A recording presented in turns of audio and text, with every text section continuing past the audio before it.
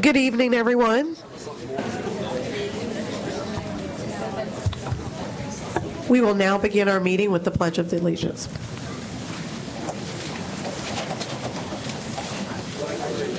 the flag of the United States of America and to the republic for which it stands, one nation, under God, indivisible, with liberty and justice for all.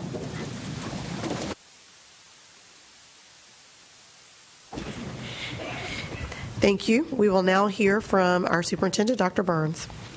Thank you, Madam Chair, members of the board. I'd like to begin this evening by offering my congratulations to the 4 recipients of this year's Diane Kent Parker First Year Teacher Awards.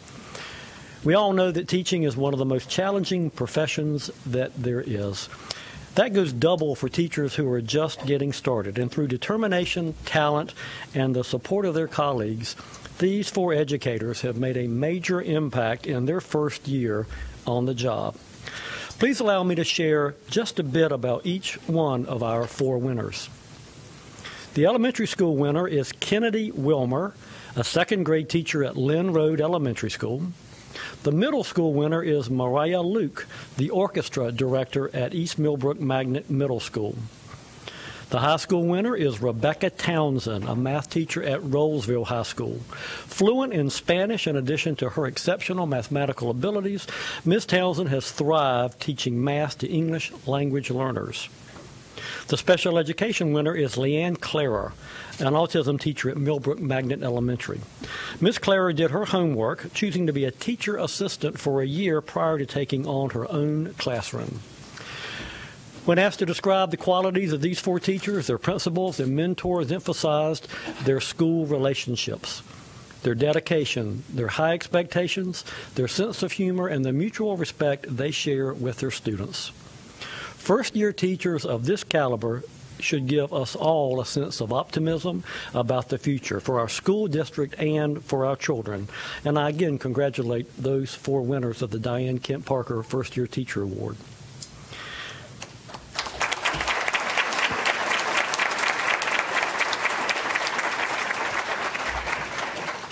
Offering innovative programs and creating diverse school communities, our magnet schools have been a national model for decades. And once again, we have the awards and the accolades to prove it. This weekend, Farmington Woods was named the best magnet elementary school in the nation by Magnet Schools of America. And Brooks Magnet Elementary teacher April Ginza was named National Magnet Teacher of the Year. In 2003, Farmington Woods became the first certified international baccalaureate primary years program school in North Carolina. Since then, it has taught thousands of students to be lifelong learners and inquirers, focusing on the development of the whole child, physically, intellectually, emotionally, and ethically. It was gratifying to see their commitment to the ideals of both magnet schools and the IB program recognized so prominently. Ms. Ginza teaches kindergarten at Brooks Museum Magnet Elementary and is now in her 16th year at the school. To win the award, peers, parents, and students all attested to her demonstrated excellence in the classroom and in the community, as well as her efforts to involve parents. We were the only school district to claim 2 top national awards this year from Magnet Schools of America, and that truly is a cause for celebration. I'm very proud of their accomplishment.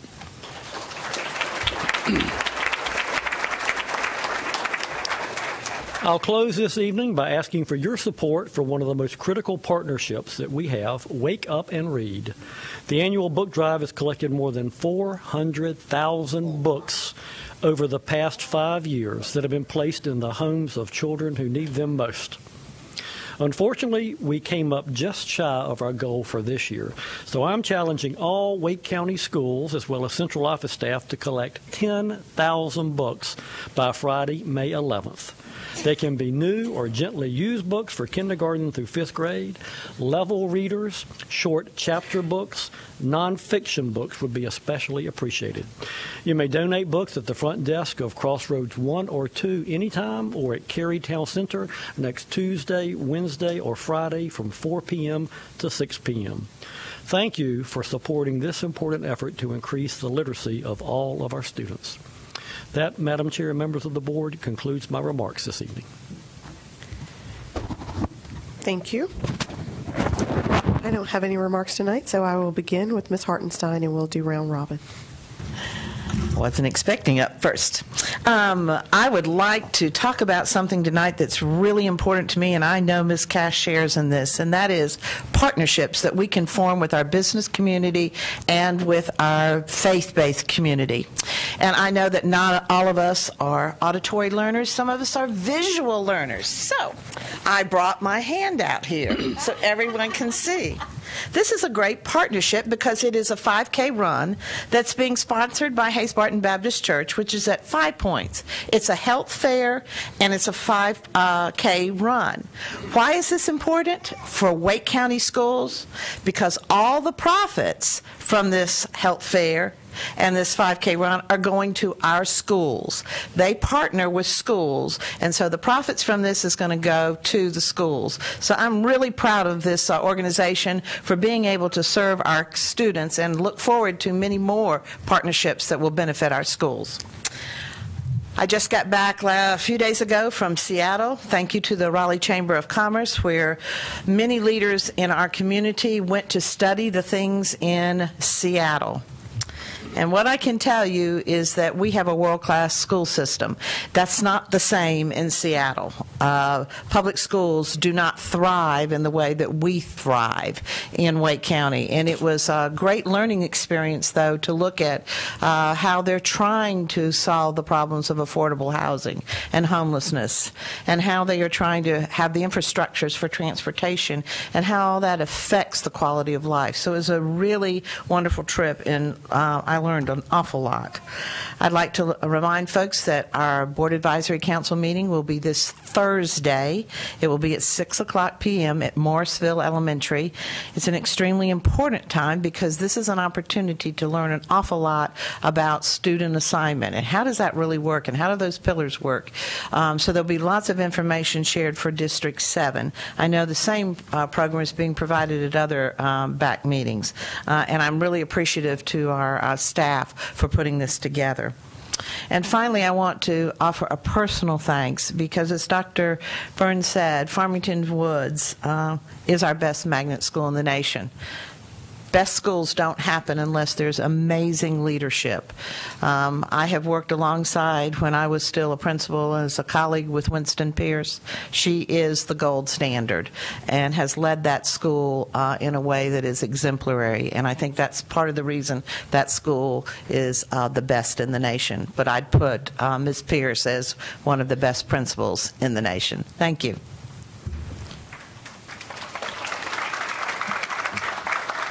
Continuing on that, I was going to end on this, but since you segued me into it so well, today is National School Principals Day, and so I want to thank all of our wonderful school leaders that we have in Wake County. And since so many of you are here, if you could just stand up for a moment so we could thank you while you're here. Don't be shy. We know who you are. Thank you for all you do.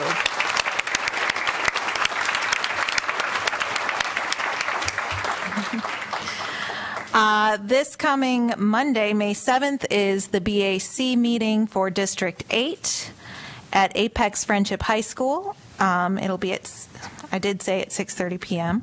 Mr. Fletcher and District 9 will be joining us. They have promised that they will bring snacks. So please come join us at Apex Friendship High School. And last time we were here, we talked about family engagement as one of our pillars for our strategic plan. I got to see that in action at Holly Springs Elementary School for their STEAM night. They displayed their project-based learning initiatives and focusing on the 4 C's in our strategic plan. Holly Springs high school students were there as part of the Optimus Prime robotics team to kind of show that progress. Sorry, the state champion Optimus Prime. Did I get that right, Mr. Pittman? All right. And they had just come back from nationals, so their robot was still in Texas, but they had video. And it was amazing to see what these kids were doing with their parents to show the initiatives that they were doing in schools. And some of their schoolwork was on display. And one of them was a launching mechanism made out of 2 compact discs and a few other parts for paper airplanes. And I just found that fascinating, that now we have a use for all of those compact discs that are just sitting in our file drawers in our office. So it was great to see our strategic plan in action. And again, Monday, May 7th is our BAC. Thank you. Until I looked at my calendar, I didn't realize how busy I'd been. Let me just share some things. I want to give a shout out to the Cary Chamber and Lifetime Learning Academy and the Cary Taylor YMCAs for sponsoring a special luncheon for assistant principals in the Cary area schools. They each got an hour and a half to go have a leisurely lunch at Preston Country Club, and there was no program other than giving them a time to take a break from the daily routine at their schools. A shout out to Cary High School. They put on an amazing music program called the Green Tie Gala. My estimate is there were some 400 students involved before it was over. Everything from improv drama to a massed orchestra, band, choral presentation. It ended with, from Les Miserables, at the end of the day, do you hear the people sing? And I wanted to get up and grab a flag and walk down to the stage. I resisted. I do like to sing. An amazing arts program at that school, and a lot of people contribute to that. Again, the Cary Chamber program called Honor a Teacher. I had the opportunity to interview 5 teachers at Briarcliff Elementary School. Across the board, fantastic commitment to children, all of them very focused on safe, nurturing environment, very aware when their children walk in the door, is there something troubling this child? Is there a different attitude, they all brought that up. That wasn't something we prompted from them. Briarcliff is a national blue ribbon school for closing the gap, and they continue to do that. Slightly different organization is the New Voices Foundation. They are focused on supporting teachers and parents with children who have profound communication issues. For example, a child with cerebral palsy who cannot move arms or legs, has never spoken, has no visual affect to their face. How do we communicate with that student? How do we know what's going on in that student's brain? And there's a lot going on in there. And they deal with this type of student, with teachers in our public school system, and with their families to figure out how do we help these young people grow to be everything they can be. And many of the students that they support wind up going on to college and accomplishing college degrees and living independently. The meeting last week was to recognize 5 public ed professionals for their support. We had a winner in Wake County. Recognized was Michelle Hill, who is part of an amazing special education team at Hilburn Academy. She worked for 2 decades with children, with adults and disabilities and chronic mental illnesses in various settings. She encourages her students to communicate no matter their systems or disabilities. Just think about that. Just an applaud to her. Yeah. I'm going to wind up here. I have the privilege of being the son of Fred Fletcher, who volunteered 54 years leading the parks, serving on Parks Board in Raleigh in Wake County. He was the chair of it for 40 years, and as Dad retired and was getting on up in age, the Parks and Rec Department decided to name their volunteer award after him. So I get to speak at the ceremony celebrating the volunteers, and I want to share with you 4 of those who have a unique connection to the Wake County Public Schools. The first is one of our employees, Donna Blair, who was recognized for her outstanding specialized recreation volunteer. She's been volunteering for what they call specialized recreation and inclusion services because she's always treated everyone with respect and kindness, and participants respond well to her. She is loved and treasured by so many of them. She was recognized as one of the Volunteers of the Year. There's an outgrowth of an association with NC State called the Neighborhood Ecology Corps. And there's a gang of about 30 middle school and high school students working with a couple of retired folks from NC State who do environmental projects primarily in southeast Raleigh.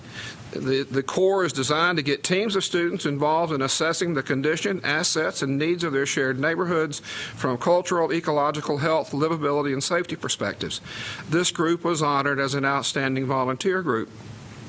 And a group I had not heard of at all is the North Carolina chapter of the Tuskegee Airmen. Okay?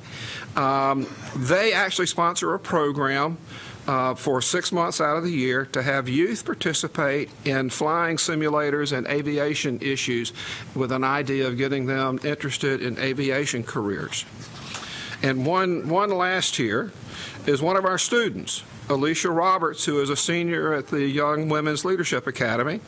She volunteers not only her time and commitment to better our community, but she volunteers her advice, friendship, and leadership skills to whoever needs them. Folks, we are making an impact on our community. Our students are making an impact on our community, and I just want to give a shout out to them. I love my father. I'm glad he provided this, and I appreciate the Parks and Recreation Department giving me the opportunity to share a little bit about his life. But I want you to know what they're doing, which is a holistic approach, a whole child approach, if you will, that supports what we're doing in the schools and giving our folks a good place to go. My Board Advisory Council is going to be with Lindsay Monday at Apex Friendship High School. Put it in your GPS. You can get there, but it's a little farther than you usually have to go to get to one of our meetings. It's 6:30. not that far. Well, it's not that far, but it's a different direction than most folks typically go. So thank you very much for letting me take a little extra time. Dr. Martin. Thank you. I'd like to begin by congratulating the co-teacher assistant of the year. Had a wonderful time at the Teacher Assistant of the Year banquet. Teacher assistants often get unrecognized, I think, for the amazing things they do in our schools. Some support whole classrooms, some support individual students, but they are the high-contact profession that really changes lives. So Mark Braxton and Sarah Young were co-teacher assistants of the year. Congratulations and thanks to both of them. Last week, several of us were also able to go to Triangle Realtors reception for elected officials. I want to just shout out the constructive relationship that we've been building, thanks heavily to Mr. Fletcher, with the realtors. The relationship between school systems and property across Wake County is high. We know that if we can build high and operate high-quality schools, people like to live there, businesses like to move there. So, yeah, we are that engine of economic development, and building those partnerships with the business community, including the realtor community, is very important. Thank you to Glenn Carrozza for leading our BAC, which was this morning. We had very constructive discussions around the student assignment issues that is the theme of the May BAC meetings. So thank you to Glenn and to all participants there. We happened to be meeting at Middle Creek Elementary School, and so after that meeting had a bit of a time to meet with some of the local people concerned about the transportation center that is scheduled to be beginning the design process there at Middle Creek. And I want people to know that we're listening. We hear concerns. There are real traffic issues in that area, particularly along Optimus Farm Road. I bike that route, so I know that route well. And like I said, we pulled that from today's agenda, and your board is committed to looking carefully at traffic issues. Like I said, we had some of that discussion today after the BAC, but I know that's a concern to many people in the public. We will be looking at it with due diligence. Thank you. Thank you. Last Wednesday, April 25th, I had the pleasure to spend about a half day over at Enloe High School and participating in Enloe's first Equity Community Day. Enloe High, I'm proud to say, under the leadership of Dr. Chavis, has been a leader around equity issues. They kicked off our first equity collaboration with about 7 schools in the district to focus on equity issues. And last week brought together parents, teachers, administrators, and students to all, and there were about 100 of us talking about equity and particularly how to continue to bring to life the Enloe 5 and ways that we could support and implement the Enloe 5. The Enloe 5 being visibility, proximity, addressing race, checking for understanding, and connection to students' lives and their future selves. And so we spent much of a better half of a day talking about how we can address issues of equity and race, and it was really a wonderful day. The students were most engaged. They composed the largest group among parents and teachers and administrators there at Enloe, but it was a really great start and look forward to future conversations happening there. I think Dr. Chavis is here somewhere in the audience. Yeah. So hats off to you and the staff at Enloe for a wonderful job. We also had there were 2 districts. Durham Public Schools was represented, and a group of administrators from Mooresville School District came to see what's happening at Enloe. So Enloe was certainly leading the way in the district around equity. And then last but not least, just want to raise and send a shout out, as you know, sort of being a former athlete, always kind of keep an eye out for student athletes in our district, and it's been an exceptional year, I think, for Wake County Public Schools student athletes, from Bryce Love, who was a Heisman Trophy runner-up, to Devontae Graham, who was a Broughton graduate and participating in the Final Four and with Kansas. And just this past weekend, Braxton Berrios, who was a wide receiver at Millbrook, I believe, Leesville, went on to the University of Miami, had a great career there, was an academic athlete, all ACC, while he was at University of Miami, and he was drafted this weekend to the New England Patriots. And so again, our student athletes continue to excel and represent Raleigh and Wake County in great fashion. So just a shout out to Braxton Berrios and congratulations to him and his family. Thank you. Good evening. I wanted to, was able to last Saturday to see the 3-day culmination of the SHED event. ABC's Carolina is a nonprofit that supports the building industry, and they sponsored with many partners our students in 8 of our CTE carpentry classes from 8 high schools built the identical shed using plans that came from the drafting students at Enloe High School. So it was a student-driven project, and they spent the 3 days in competition building these sheds. And if you want to bid on a shed, you can go to ABC's Facebook page, and there's an auction going on through May 7th. But it was just great to see our students doing all 4 C's, the hands-on learning, and having the businesses support our students. And one commented that he was surprised that there was no press coming to see this great event. He was very excited about what businesses were doing with our students, and he said, well, maybe I should burn one down so that the press would come. But there was press that showed up on Saturday. But it's a great event. So if you can go by Cary High School and see the 10 on display. I'm also looking forward to the Teacher of the Year celebration, where we'll celebrate all our teachers next Thursday, May 10th. So continue to celebrate teachers throughout Wake County in this great month of May. And the District 6 Board Advisory Council focused on student assignment will be on Monday, May 14th at Riverbend Elementary School, so the opposite direction. And the northern end of District 6 with Glenn Carozza discussing student assignment as the recurrent theme. So at Riverbend Elementary, May 14th at 5:30. No comments. Thank you, everyone, for all of the hard work, commitment, and time that you're providing to our students and our community. I will now entertain a motion to approve tonight's agenda. So moved. Second. We have a motion and a second. All in favor, please know by saying aye. Aye. Any opposed, same sign. The motion carries. Thank you.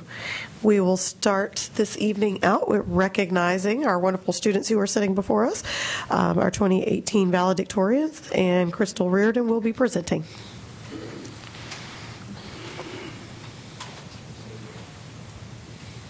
Good evening, Chair Johnson, members of the board, and Dr. Burns. I am so pleased this evening to present to you our Wake County Public School System's valedictorians for the class of 2018.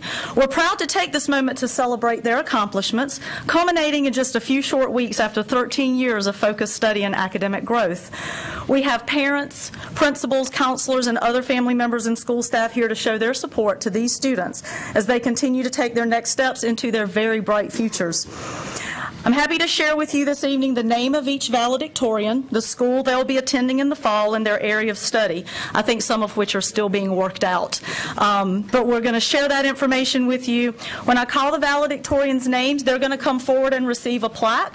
They will return to their seats, but then we'll have them stand at the end. We'll start with Apex High School. Samuel Jonathan Joseph. He'll be attending Duke University in the fall, studying neuroscience and biophysics.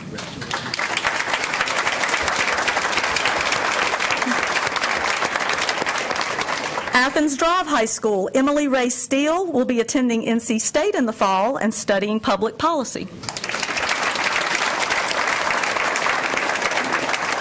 Broughton High School, Manaka Kumar will also be attending NC State, and she'll be studying physics. Cary High School, Lindsay Morgenstein will be attending Duke in the fall, studying public policy.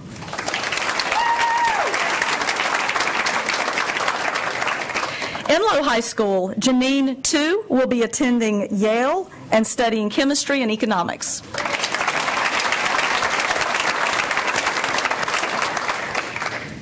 We have 3 valedictorians at Fuquay-Varina High School. We'll start with Bradley Bennett, who will be attending Emory University, studying political science and mathematics.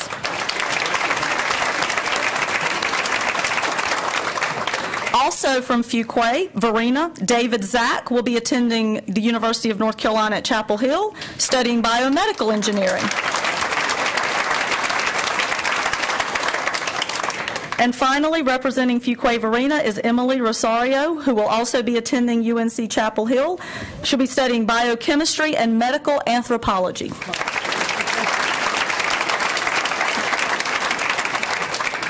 Garner High School, Fahima Begum will be attending Harvard. She's undecided but thinking about public health. And unfortunately, the valedictorian from Green Hope High School couldn't be here tonight, but she's Kaylee Elizabeth Ryan. She'll be attending Duke and is currently undecided on her major. Heritage High School, Heritage High School, McKenna Welch will be attending UNC Chapel Hill, studying biomedical engineering.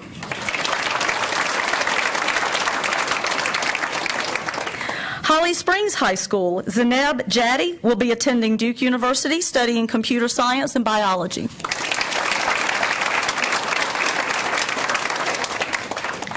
Knightdale High School, Cheyenne Bowling will be attending NC State and studying political science.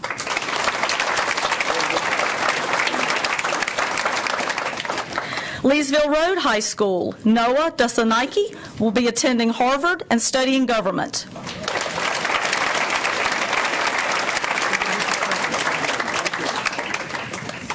Millbrook High School, Kirti Rao Kaluru will be attending UNC Chapel Hill, studying biology and biochemistry.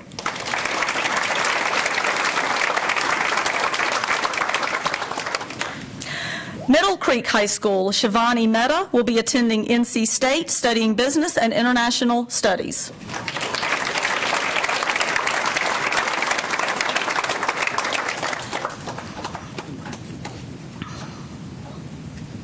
Panther Creek High School, Shara Shusing He will be attending UNC Chapel Hill studying computer science and statistics.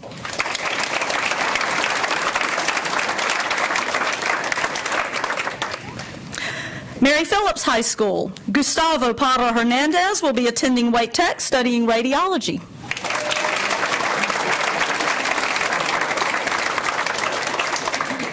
Sanderson High School, Justin Mosey will be attending UNC Chapel Hill studying statistics.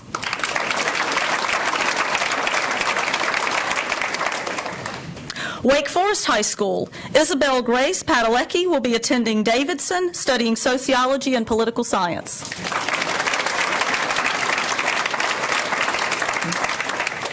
We have two valedictorians representing Wakefield High School. First is Garrett Dixon, who will be attending Duke University studying mechanical engineering.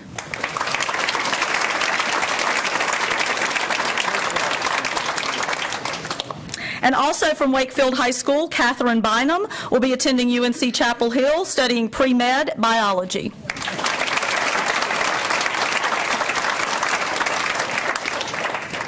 Wake Early College of Health and Sciences, Aaliyah Jean Peterson will be attending UNC Chapel Hill studying economics.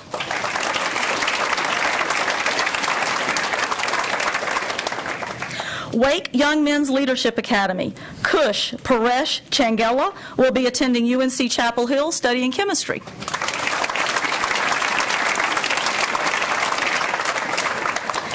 And finally, Wake Young Women's Leadership Academy, Joanne Polickle will be attending UNC Chapel Hill studying computer science.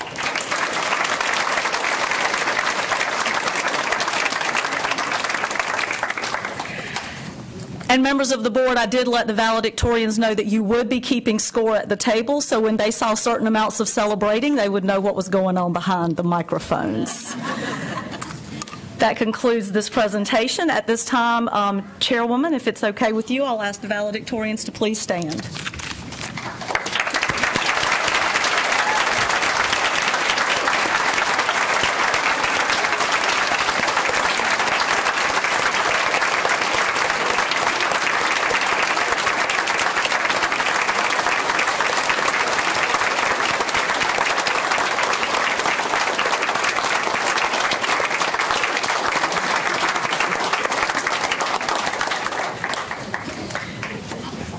Thank you to each of you and your families and your support system that supported and guided you to get to this point. We are extremely proud of you, and we'd like to send all of our congratulatory love and light to you in the future. And we know that what started here in Wake County changes everything, and we know that you are prepared for your next steps on your journey, and we wish you well. And I'm sure many of us will be tracking your paths. I'm sure we'll see your name above the fold in headlines for all the great work that you'll continue to do.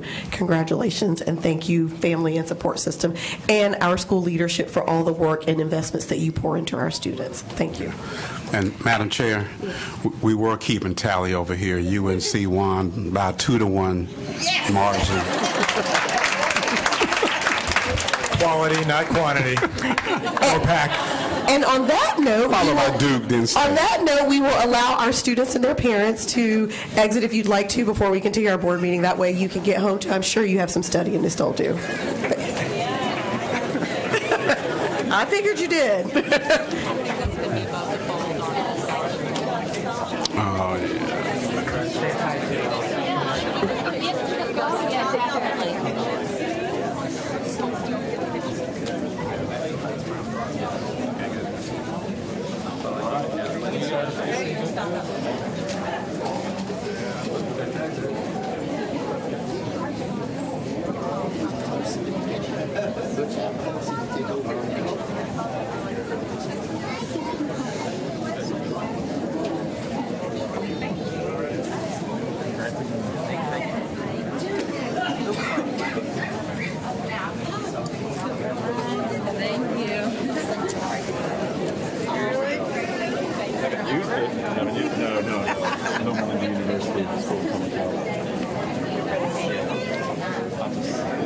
I think she's a little flustered though. She doesn't know what she wants.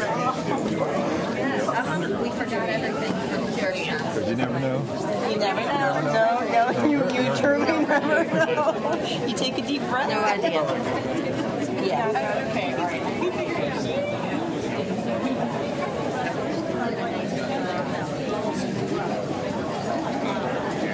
Michael Citrini, congratulations.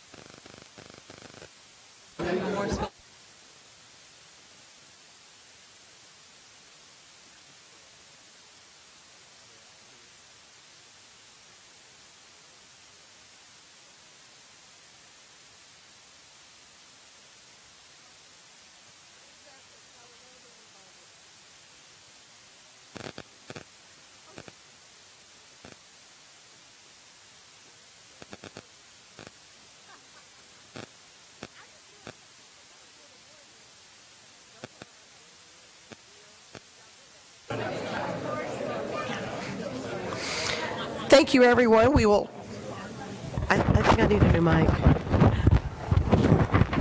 I know. Thank you, everyone. We will now resume. Thank you for your patience for allowing our students to get to their homework. Before we begin, Mr. Sutton has one more announcement he'd like to make. Yeah, that's the challenge when you start naming names and recognizing individuals. You always leave some folks off, so I'd be remiss if I also didn't mention Naheem Hines, who was a Garner graduate, went to NC State, was also drafted by the Indianapolis Colts. As soon as I named one, my phone started going off and people waved in the audience. And I understand Jalen Samuels is another Wake County product that was also drafted this weekend. So again, shout out and kudos to all of those former student athletes and to their families here in Wake County. And if I left anybody else off, drafted or undrafted. Only drafted, let's go. No, I'm kidding. Charge it to my head and not my heart. Thank you, Mr. Sutton. We appreciate all of your reminders to make sure that we list our students that Mr. Sutton received. We will now move on to our next information item, Academic Advancement K-3 Class Size Report. Ms. Kathy Moore. Good evening, Chair Johnson-Hostler, Superintendent Burns, and board members. I'm bringing this evening as an information item, the first of what will probably be many. K-3 class size overage reports. You will recall in the last few months that we have put together an implementation plan around K-3 that includes reporting to the board as needed when class size overages occur in K-3 during the course of the school year, and then the steps that we will take to implement to mitigate that, and additional information as outlined in terms of facility impact, human resources impact, that sort of thing.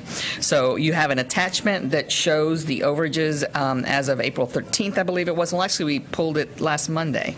We pulled it on Monday, so it's even more recent than that.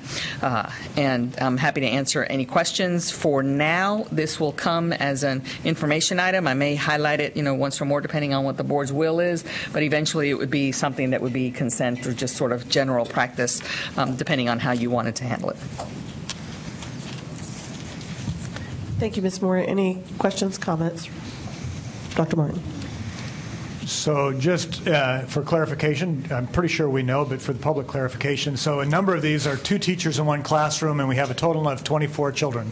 That's correct? That's correct. So if we have 24 children for 2 teachers, that's 12 students per teacher, and we are funded at the rate of 20 students per teacher. Is that also not correct? That is correct. Therefore, that differential pay has to come from somewhere, and that differential pay comes from?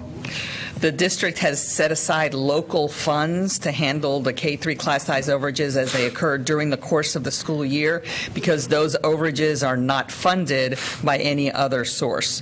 We receive our full allotment from DPI when our 20 or 40-day head count goes in, and then after that, any overages that occur where we are implementing a solution that requires additional resources, that dollar is on the district.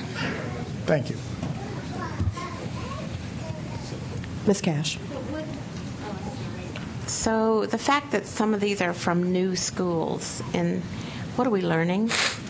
So in Rogers Lane in particular, we learned that a great principal with a great plan makes for happy families and folks that want to come. And there's a lot of growth happening in that area as well. It's actually indicative of a larger thing that we have seen and made adjustments in our enrollment plan process for when we open new schools. You may recall that a larger percentage of the base is choosing to attend the new school than what we in the past had projected. So as we've seen in the last 2 or 3 new schools that are opening, in particular elementary schools, a larger percentage of base choosing to be reassigned to the new school rather than staying at the existing school. We have made adjustments where we predict the percent that will attend, because this is Rogers Lane first full year, and this is the second additional teacher requested this school year to address the class size overage. Yes. Ms. Kushner. Follow up on Rogers Lane. So the solution here is 2 teachers in 1 classroom. What does that look like? Is it a co-teaching model? Is it that some students rotate? Do they take recess at different times? What does that look like, or is it still in formation, so we don't quite know? It's pretty new this year. In terms of being more widespread as an anomaly, that was a short-term answer. We're pulling together principles and putting together some best practices around what it looks like. It's not exactly what we, the district, call co-teaching, which is a model. It's a training and a set of parameters that generally are about how an AIG or a special needs teacher pushes into a classroom and co-teaches with the regular ed teacher. It's not that. It's more of a collaborative teaching model where the teachers do have to work together. They may do some things together. They may do some things separately. They might choose to go to specials at different times, or recess or lunch at different times, that allow the students to be in the one teacher's students to be in the classroom when another's is not. I'm not exactly sure that would happen with just 24 when you go over by 1. They may choose to actually do everything together. And just have additional support in the classroom, but we will have to change class roles so that teachers of record are reflective that no teacher has over 23 students. But as we look forward, where this is going to may be occurring more often, and we don't have the ability to instantly add more physical space, I would expect this to be a growing trend. And And I know that our newer schools, about 10, 15 years ago, we reduced the size of our classrooms in order to save on our facilities. So this is so in our newer schools, it's a smaller space than some of our older schools, and we may be having more kids. So I just want to underscore that's something that we're facing. Yep. Thank you. Any other comments or questions? Okay, thank you. And thank you, Dr. Martin, for asking the clarifying question to ensure that we let folks know that this money has to come from somewhere.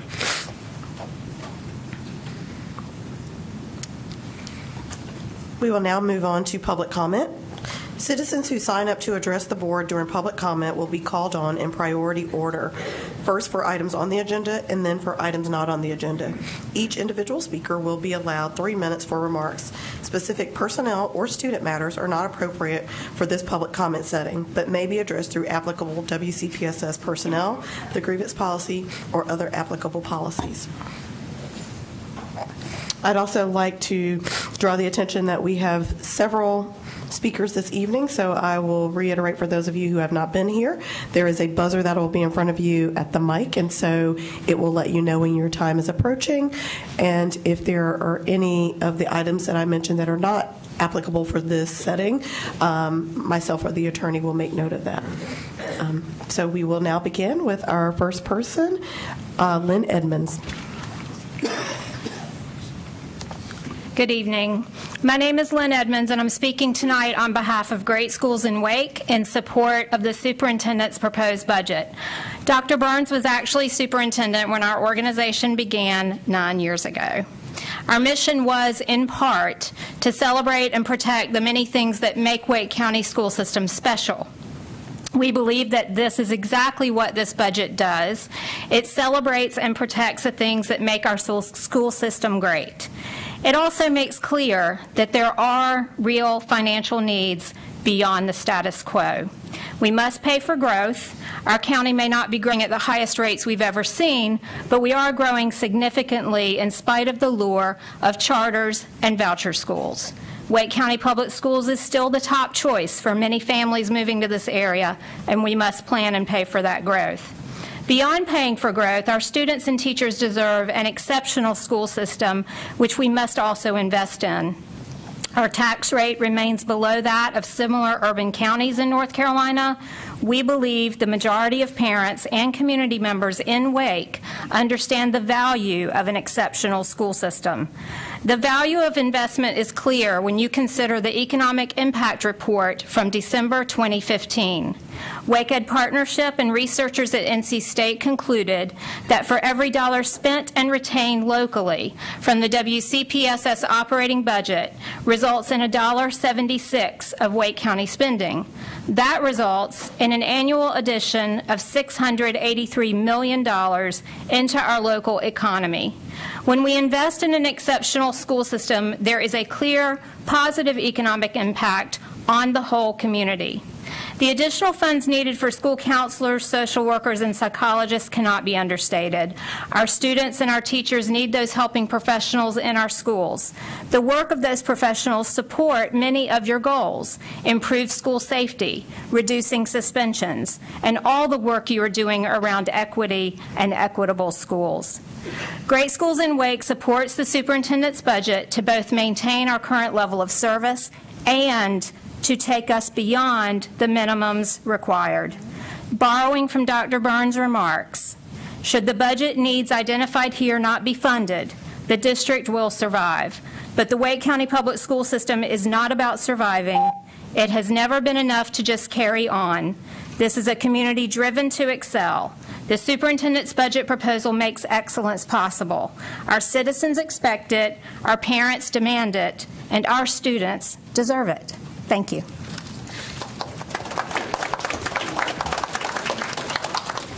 Crafton Artis.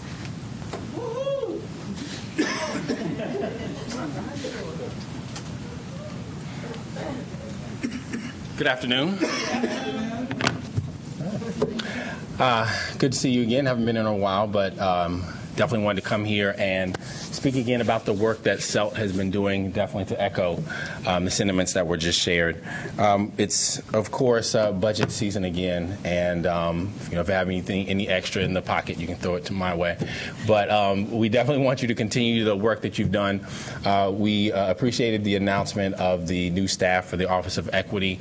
Again, as we said months ago, we wanted you to put your money and your mouths where your heart was, and you did that, and we appreciate that. And that work is going to continue to allow us to train and coach teachers and look at data disparities and disproportionate outcomes that still exist, as well as look at supporting our parents and families. And this is all work that's important that supports the entire district. We also want to I guess, address in some way the fact that there are some members of our community that disagree, I'll put it that way because that's lightly, disagree with some of the work that has been pushed forward by the Office of Equity. And although I'm not saying those views aren't valid, but I just want you to know that the same community that backed those concerns before still backs them, still backs you in addressing them. And even if those voices are drowned out, I want to make sure that you know that they are still there and you are still supported in that work. We also want to let you know that CELT is still pushing forward with their work, more looking at policies that we can present to you to make your work a bit easier, so to speak, so that you can push forward those policies and things that really need to get done to address equity. So again, I appreciate your work and keep it up. Thank you.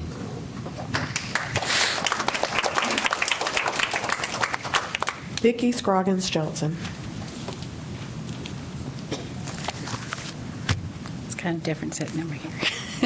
Good evening, Madam Chair, school board members, members of the community, and guests. My name is Vicki Scroggins-Johnson. I'm the Mayor Pro Tem of the Morrisville Town Council. I'm also a mother of 2 children that have attended Wake County Public Schools.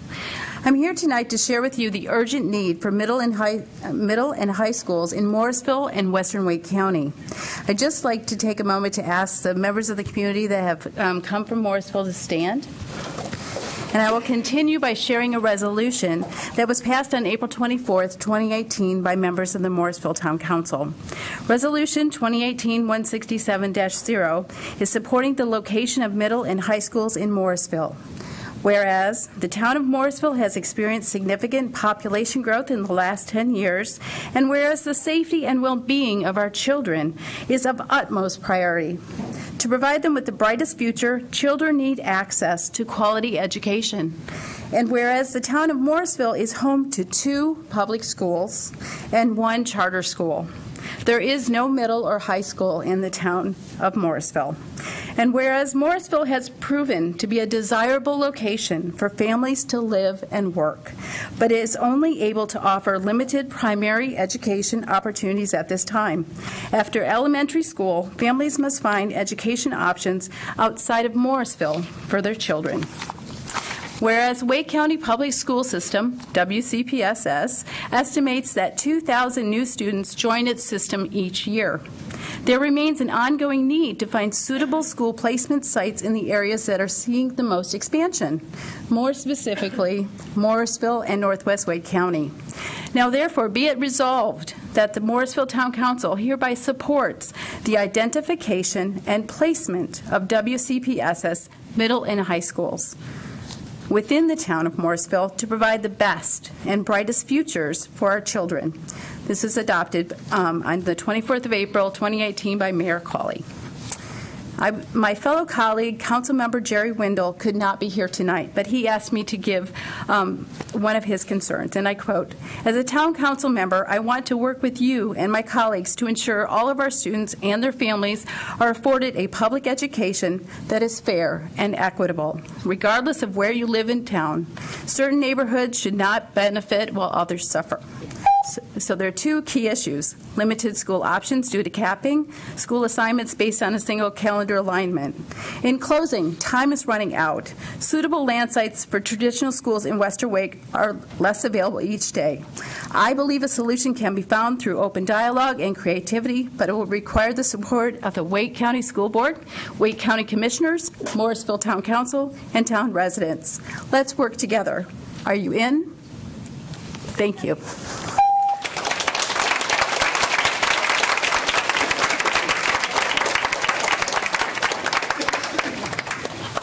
Kavya Kumar.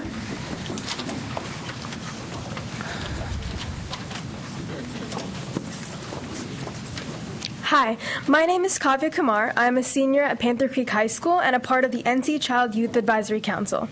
In the past year, me and my peers have identified an area to focus on and address. We conducted numerous interviews of students and faculty, a county-wide survey, and additional research in order to address the issue of nicotine in schools. The hold of nicotine and smoking on high school students is extremely high during this time. As the use of cigarettes declines and the usage of devices such as vapes and Juuls has increased rapidly in the past 3 years, these sleek devices are being snuck out of class into bathrooms and being openly used in school parking lots before and after school. Aside from the cancer-causing chemicals in such products, teens who use vapes without cause are 7 times more likely to begin smoking cigarettes than average.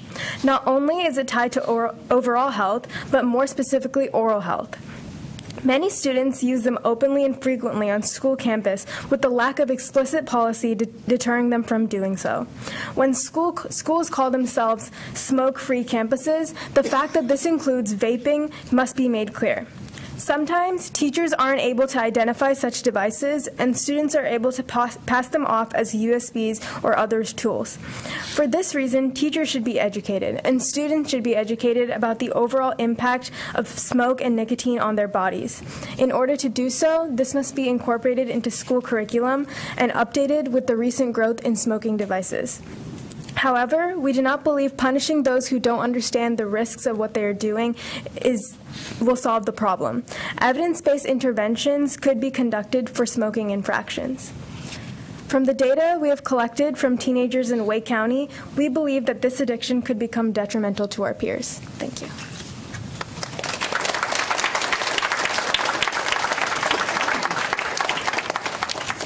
Jacob Turner, and following you is Iman Dancy. Good evening, members of the board. Thank you for having us here today. We're doing a little marathon presentation here, if you hadn't noticed. So my name is Jacob Turner. I'm a junior at Enloe High School and also a member of the NC Child Youth Advisory Council. So it's probably been a while since you've heard about tobacco in schools. While I was researching for this presentation, I found that in the late 90s and the early 2000s, there was this big buzz in the public health community that my generation could be the one that ended tobacco use.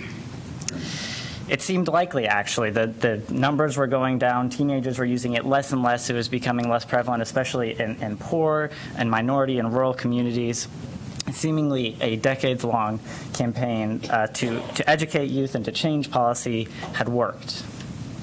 This is not the case anymore. The data we have found and the data the CDC, the American Lung Association, and the Center for Tobacco Control has found that progress is reversing. Teens more and more are starting to use tobacco products again.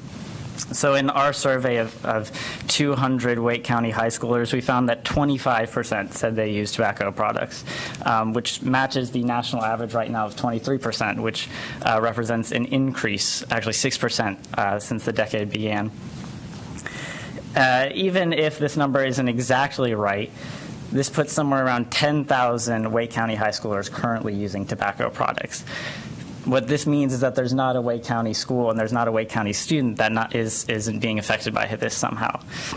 So the question is why? Why have things changed, and what does the data tell us? So the first point is that tobacco use is changing. The way it looks, it's changing, and the reason people are doing it is changing. We found that 53% of people are getting tobacco from their peers, and this isn't typical just, I'll give you a cigarette and you can smoke it. This is, I'm going to give you a vape and you can keep it for however long. And it's becoming more and more a part of teenage mainstream culture, the way it might have been in the 60s and the 70s and the 80s. We also found that of the people who do smoke, 50% of them said they have done it at school, which represents about 5,000 kids who have done it in school before, which is the population of my school 2 times over. The second point I want to make is something that you more directly might be able to address, was that 20% of Wake County teens said that they did not know their school's tobacco policy, and actually 4% said that their school did not have a tobacco policy, which is false. But But the reason we're really coming to you today is because Wake County is an exceptional school district, and we do want to continue pushing towards this work. And with that, I will now yield to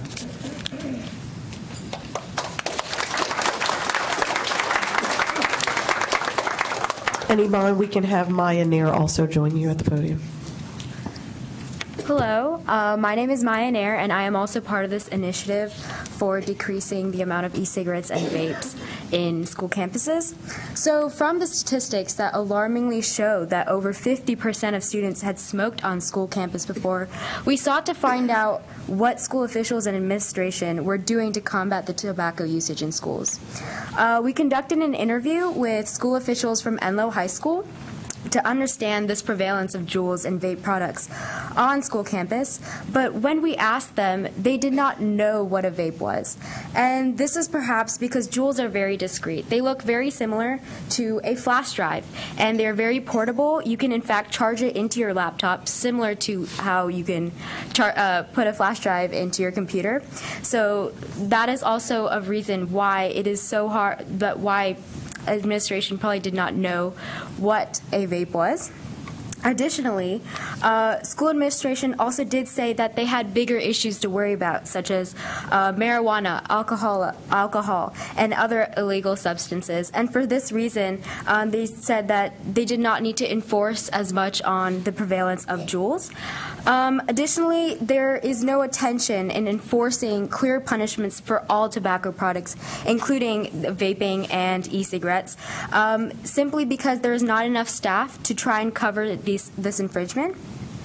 Curiously enough, though, a couple weeks later, one of the school officials declared that once he was informed what a Juul looked like, when we showed him what it looked like on the internet and showed how it was very similar to a flash drive, he said that he had been catching vape products much more frequently. This shows that there is a problem. It is just that we don't see it often, and it's because we don't know what it looks like. But there is a problem, and that is one way we can discuss how to find solutions. Thank you.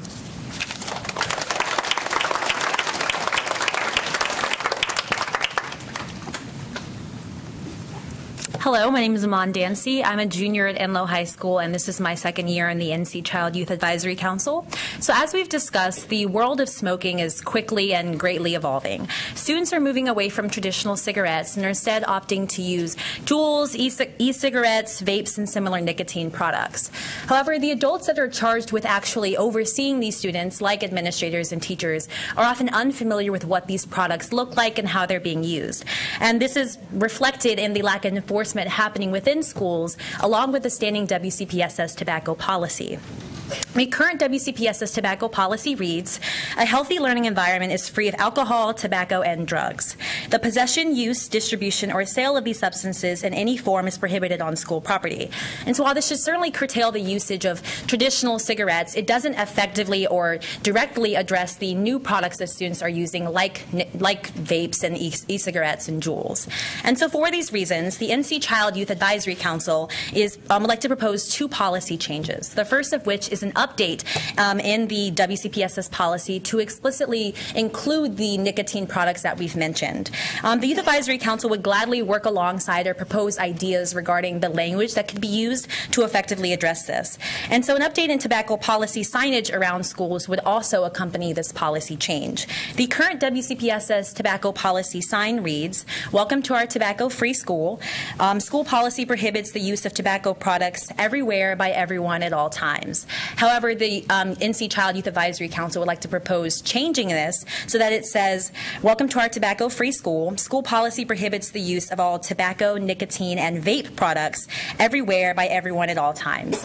Direct usage of these terms erases the gray area that currently exists regarding these new products, because the language that's currently being used would use to effectively combat the technology and the devices that students are using, but now it's not effectively addressing that. We would also like to propose updating the health curriculum so that vapes and nicotine products such as e-cigarettes and Juuls are actually being taught within classrooms. This way, this could really discourage the behavior because students would be adequately informed about the actual health effects of the new technology that they're being exposed to. And Wake County could also turn to some of the successful tobacco cessation programs of other school systems around the country for guidance. So programs provide instruction about the short and long-term physiologic and social consequences of tobacco use, the social influences, peer norms, and refusal skills, rather than just solely focusing on punishment. We think that the emphasis needs to be on attacking the root causes of this behavior rather than just temporary and unproductive punishment. That way we're really addressing the behavior itself. Thank you.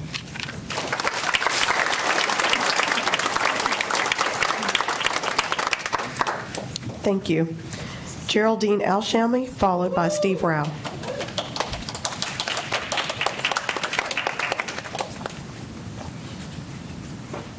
Good evening. It's been a while. Good to see everybody again. I want to talk about, I think we just released the 2016-2017 suspension data. I think you did. As an advocate, I want to say this. Although those numbers are down, that does not mean that pushing black males out of school and into the school-to-prison pipeline has ended. That's right. It is alive and well. And it's high time that our board, our superintendent, and our administrators come clean, and let's address it. I've been doing advocacy in Wake County for about 15 years now. And some of the things that I'm seeing are so very disturbing. And apparently it's not on you guys' radar. That's right. But when we start to see problems, for one, our kids are always suspended for gang and gang-related activities. First of all, every person that lives in a black community is not a gang member. That's right. That's right. You don't have any, you guys did such a wonderful job with educating. And I have been advocating and advocating, can we please educate these children, our parents, our community on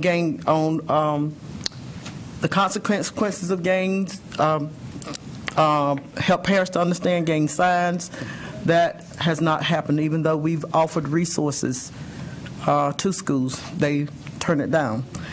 It's not fair to punish a child because of where they live. They are going to be confronted with issues in their community, but they don't have a place that they can go to say to, you can't come to school and say to a principal, you know, I'm being solicited by a gang member, because next thing you know, he's going to be out of school too.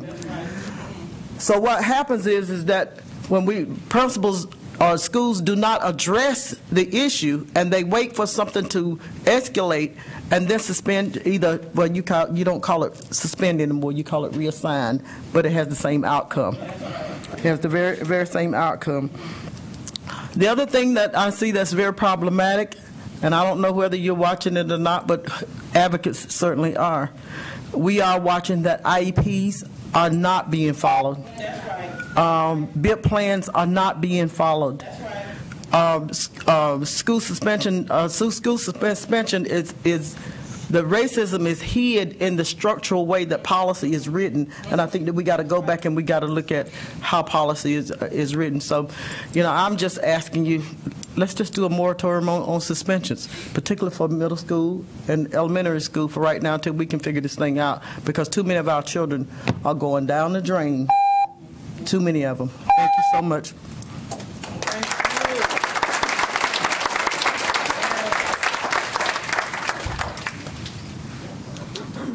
Steve Rao. Following Steve Rao, Stephanie Lorman. Madam Chair, members of the school board, good evening. My name is Steve Rao. I serve as one of the council members at large for the town of Morrisville. And first of all, I want to thank each of you for your hard work on the Wake County School Board. My wife and I are proud parents of 2 children in the school system, and we just think the world of what you're doing with our school system. It's a great system. I also want to thank Kathy Hardestein and Bill Fletcher, who have been working with our town council on ideas, out-of-the-box approaches for schools, for new schools in Morrisville. And finally, I want to thank the engaged citizens citizens of Morrisville, many from the Kit Creek neighborhood. And I can't think of a better way to celebrate democracy than to have engaged citizens come out on a beautiful Tuesday evening to a school board meeting to express their concerns about schools. But Mayor Pro Tem Scroggins-Johnson mentioned much of my points, but the dictionary defines collaboration as two or more parties working jointly together for a common goal. And I think our common goal is, yes, to put another middle school or high school or both in Morrisville, but also our common goal is the common opponent we have, which is the rampant growth in Wake County. In 2000, when I moved here, the population of this county was 633,000. Today, we're the second largest county with 1 million people. The town of Morrisville was only a few thousand people. Today, it's 28,500. And 68% of new people coming into Wake County are coming around from all over the country. I don't think that we can do anything really to keep up with the strategic growth that's taking place.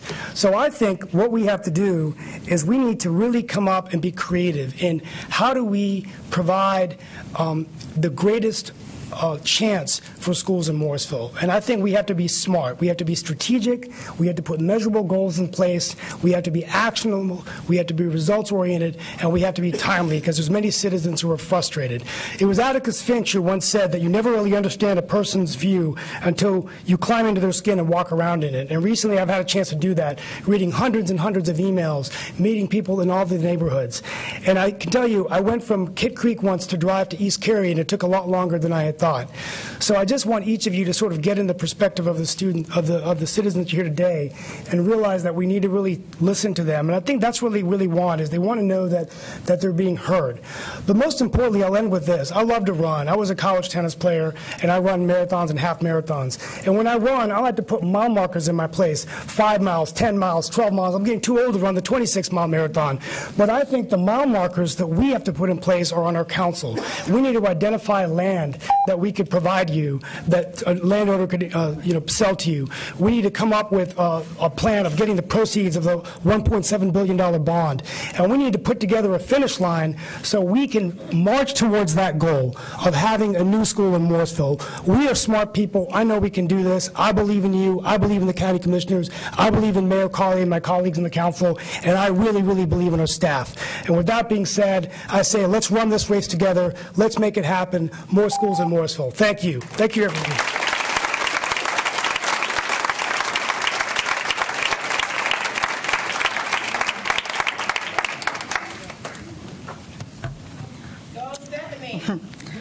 I'm here as a Wake County taxpayer, a parent of children in the Wake County Public School System, and a member of CELT. First, I want to thank the board for staffing the positions in the Office of Equity Affairs. I also want to encourage each of you to remember the importance of a continuing investment in race equity, especially right now in the middle of the county commissioners' primary elections. Higher rates of suspensions for black males is the result of bias and not behavior. My child is praised as a free thinker when he challenges his teachers, and he absolutely notices that that is not the case for his black peers. I know y'all don't have any responsibility for city gentrification or for when the county finds golf course bailout money in the sofa cushions after denying to fully fund last year's budget. And yet you are responsible for educating the children whose buses pick them up in an extended stay parking lot with that inadequate local funding. And we need to be bold, because I've finally learned that appealing to humanity can be a waste of time in this capitalist-centered world. As the North Carolina General Assembly continues its long-range plan of creating a pool of impoverished workers by dismantling public education, white parents will continue to put our children in flight suits headed to charters and private schools. So race equity also means that we purposefully create an environment where the students who bring the money into this system, black, poor, non-English speaking, and exceptional children, have the public school education that their attendance actually pays for. And finally, sort of unrelated, Dr. Burns, please close Wake County schools on May 16th to allow the largest school system in the state to advocate for public school funding at the state legislature. As an interim superintendent, you literally have nothing to lose. Thank you.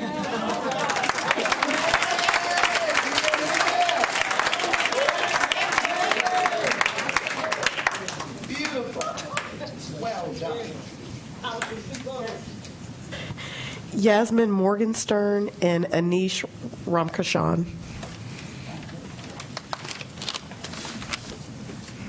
Hi, I'm Anish. I am a student who lives in Kitts Creek in the Morrisville area.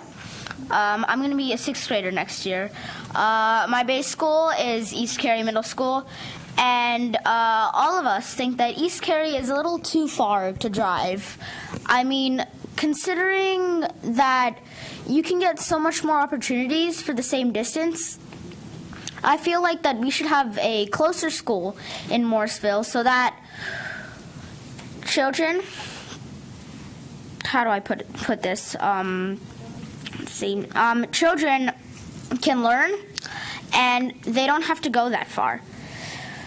I currently am going to a magnet school called Fred J. Carnage. This is about 25 minutes away. We figured that compared to 20 minutes for East Cary, we figured that if we get more opportunities for the same distance, we figured that it would be worth it to drive 25 minutes. So, for here, because of this fact that, I mean, I don't deserve to drive that far for education, because education should come to every single student at a fair price. I should put it that way. So I hope that you'll support the idea for new schools in Morrisville.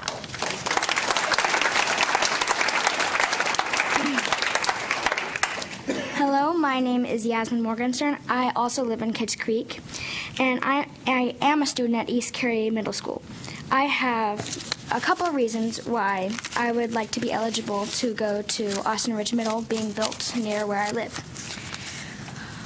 First reason, all of my friends from school live all the way in Fuquay or all the way in Apex or very near there, so it is very hard to see them outside of school, and I'll probably never see them again. So, I also have 3 younger siblings, so it is hard to impossible to get picked up early, late, and even at dismissal during carpool. So, the only, oh my gosh, I'm sorry. My parents oh my gosh, I'm sorry. It's hard for my parents to be willing to drive me to every event. One of the only things that they're willing to drive me to every time are my band concerts. So I very rarely get to go to the festivals at my school and get to enjoy my school. So my 2 options are to get to school for transportation are bus and driving. The easier of the 2 is bus, but I have to get up at 5 every day, and then I have to walk to my bus stop. This is already extremely hard and will become harder knowing that there is a middle school that is right across the street, and knowing that I could have the that I could have the option to go to a middle school that is much closer than the one I'm currently going to. My dad works at NetUp, which is very, very near where Austin Ridge Middle School is being built. I'm sure this is the case for many other families that live in my community and other communities near us, like also those who work at Cisco and other places near there. So wouldn't it make transportation easier if we had the ability to go to Austin Ridge Middle, because then the parents could drive the 2 to 5 minute drive to pick up their child instead of going onto the highway and making a near 30-minute drive to pick up their child and then 30 minutes back, often through traffic. And then also PTA. When I was in Morrisville Elementary, my mom was very involved in the PTA, but now it's a very large sacrifice for her to get involved into anything or even drive me there. Thank you for listening to my point of view, and please consider allowing my community and other communities to have access to Austin Ridge Middle School.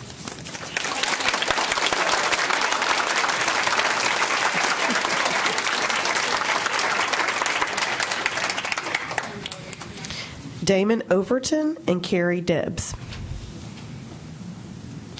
Damon Overton. Carrie Debs. Kevin O'Connor. Oh. I can't see behind the columns. Thank you, Ms. Mahaffey. I'd just like to say the young people's presentations here tonight were really impressive and excellent.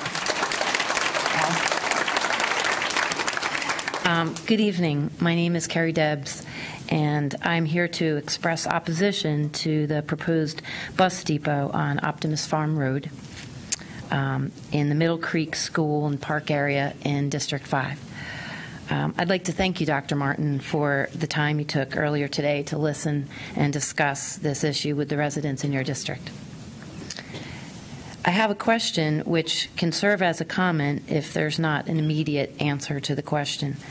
I'd like to ask how many times since the inception of the proposed plan, and that was between 15 and maybe 20 years ago, and by the plan I mean the size and the scope of the plan, how many times was the plan entirely reassessed based on the massive changes and increases in the residential and population development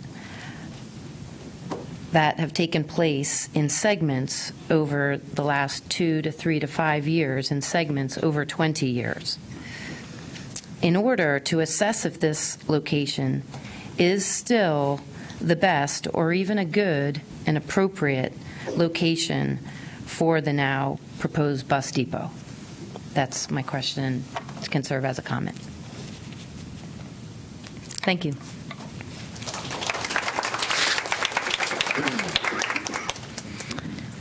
Kevin O'Connor, followed by Jennifer Breva. Thank you. A 12-year-old took all of my points, so I'm going to kind of speak off the hip here. My daughter is also an 8th grader at East Cary. She's part of the band as well.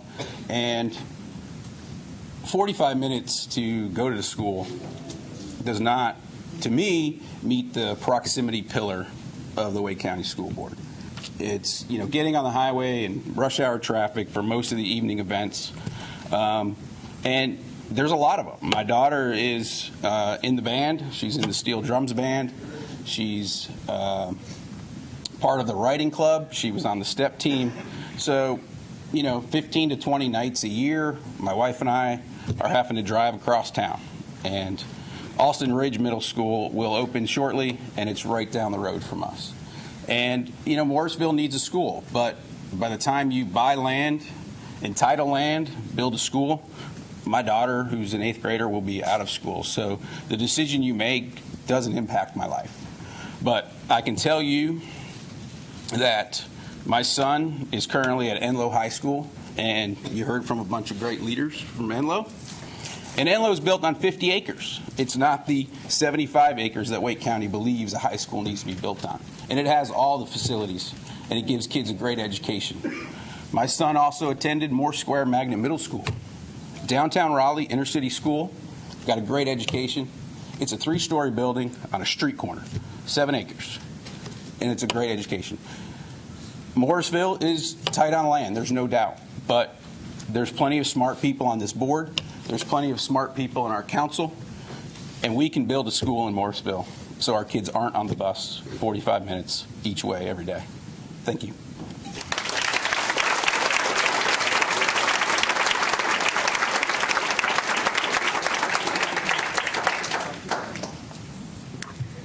Hello, my name is Jennifer Breva, and I live in the Kitts Creek neighborhood too. I want to tell you a little bit about our neighborhood. Kitts Creek is made up of families that want to live close to work in RTP, Durham, or Chapel Hill, but have the Wake County schools. Many of our residents work from home. Many travel for work and want to be close to the airport. We understand all the studies that have been done that show your commute time can have the biggest impact on your happiness. We do not want to spend long periods of time in a car. We gave up large backyards in order to be close to everything. We have a strong international community. We even have an international food festival to honor that diversity. We hold celebrations for numerous religious holidays. We have a highly educated population. These are parents that value education. They want to be involved with their children's education. They want to meet with teachers and staff. They want to volunteer. They want to be at PTA meetings. Should they have to drive an hour round trip without traffic to have parent engagement? We live in RTP. We deal with a lot of traffic in the evenings as everyone else is trying to leave RTP at that time too. East Cary is so far away that our school board representative, Kathy Hartenstein, isn't even the representative for that school. Kathy Hartenstein will be the school board representative for Parkside and Austin Ridge Middle. Should we not be able to vote for the school board rep that represents our school? If we do not get into Parkside Elementary, we will go to the 4th closest elementary school for our neighborhood. If we do not get into Austin Ridge Middle, we will go to the 7th closest middle school. How does this uphold the pillar of proximity?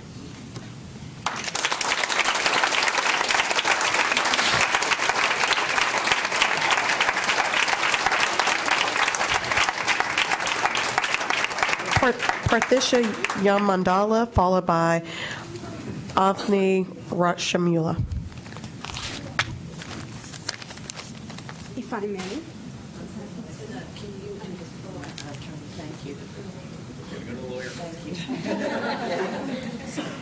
First of all, I'd like to say I'm blown away by the youngsters today. If I can do half a good job as they have in expressing my opinions and in my views, I'll be happy.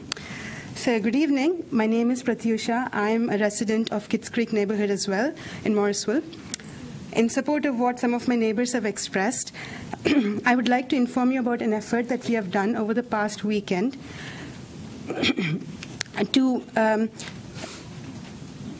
over the weekend, we have obtained over 600 signatures for a petition that advocates a need for closer schools in Morrisville.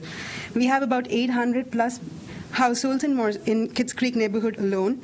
We have gone to about 600 of them, and by going door to door, we were able to get signatures on the papers that I've given you, and they do now understand and feel the burden of not having close schools for Kitts Creek neighborhood. Please look at the signatures. We have about 360 elementary school children, about 200 middle school children, about 100 high school children in the survey that we have done who are attending these schools right now. Where are these children going to go to school? Are they going to be driving 45 minutes every day? Thank you. Please, we hope that you support our petition for closer schools for Kitts Creek neighborhood and assign us to Parkside and Alston Ridge. Thanks.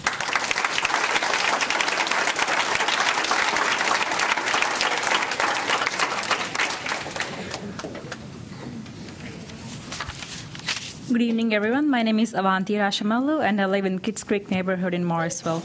My daughter started kindergarten last year at Carpenter Elementary, and we were planning on her going to a middle school, which is probably going to be West Cary Middle or Mills Park, which are closer to our house, and they're about 7 miles away. We were shocked to hear that she would have to go to East Cary Middle, which is about 15 miles away from our house, and it is the 7th closest school once Alston Ridge opens. Currently, East Cary Middle School is not the 2nd, 3rd, 4th, or the 5th, but is the 6th closest school, 6th.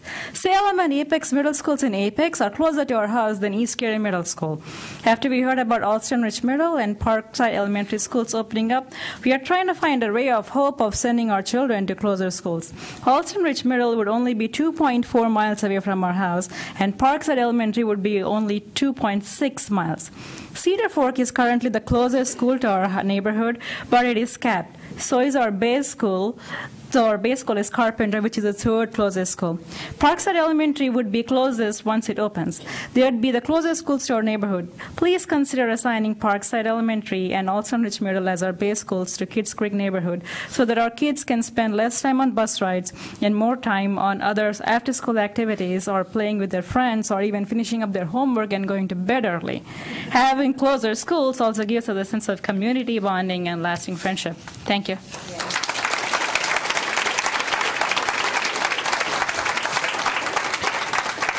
Suzanne Sherrill, followed by Porter Chesborough.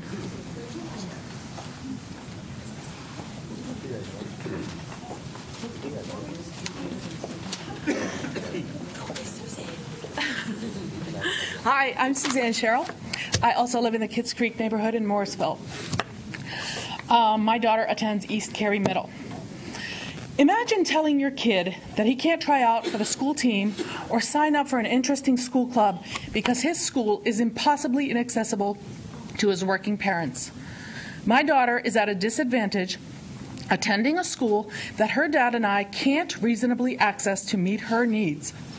With both of us working, We can't leave our jobs early enough to battle our way all the way through Cary during the early evening rush hour to pick her up after activities. We don't live in Cary, and we don't work in Cary, making downtown Cary inaccessible to us in the late evening and afternoon, or late afternoon and evening. What this means is that she can't take part in after-school sports and clubs at her school, like many other kids who attend neighborhood schools. Participation in after-school programs with peers has long been considered an important part of adolescent development, but it seems to be a privilege denied to my child because her school is too far from home. In terms of miles or travel time when there's no traffic, 13 miles or 25 minutes sounds almost doable on a routine basis.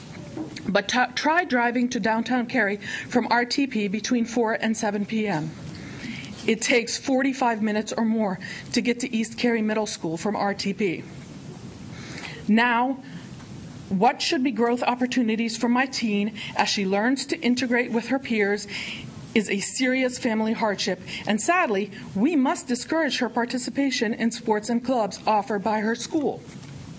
I urge the school board to assign its young citizens to schools that are close enough to allow them the opportunity to take part in everything that the public school system has to offer.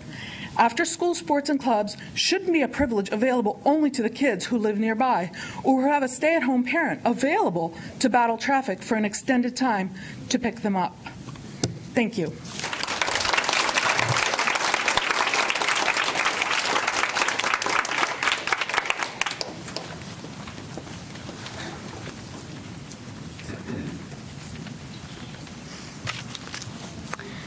Hi, my name is Porter Chesbro, and I live in Kitts Creek, and so does some of my friends that are here today.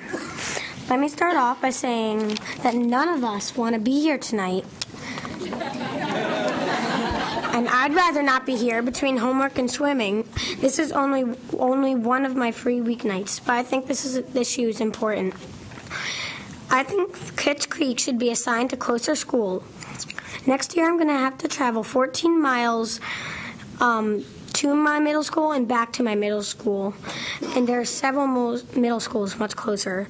That's nearly 3 times as much more miles than my elementary school that I'm going to today. There are some benefits for closer schools.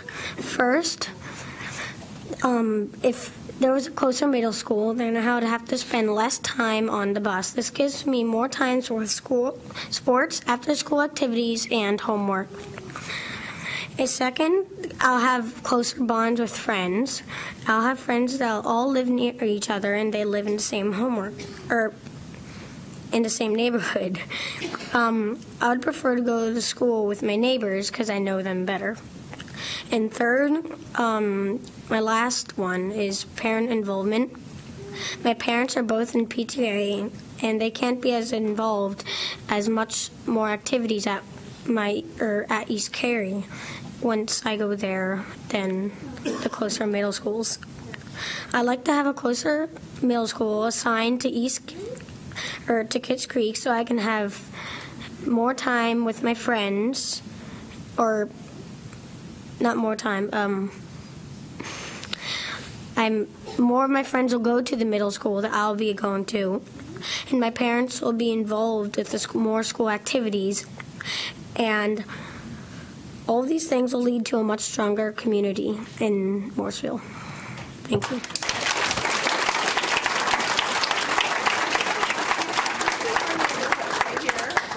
Up in this corner is our neighborhood, and East Cary is the blue dot down on the bottom. We're just trying to show you the distance between our neighborhood and where East Cary is versus and how the neighborhoods that have been chosen versus East Cary versus other examples like Mills Park where it's middle school and then the entire neighborhood is surrounded. Sorry, are either of you on this? Sorry, I'm not sure. Are either of you on my list? We are No. later. Okay. His mom. Okay. Kimberly McTarian, followed by Diane Powell.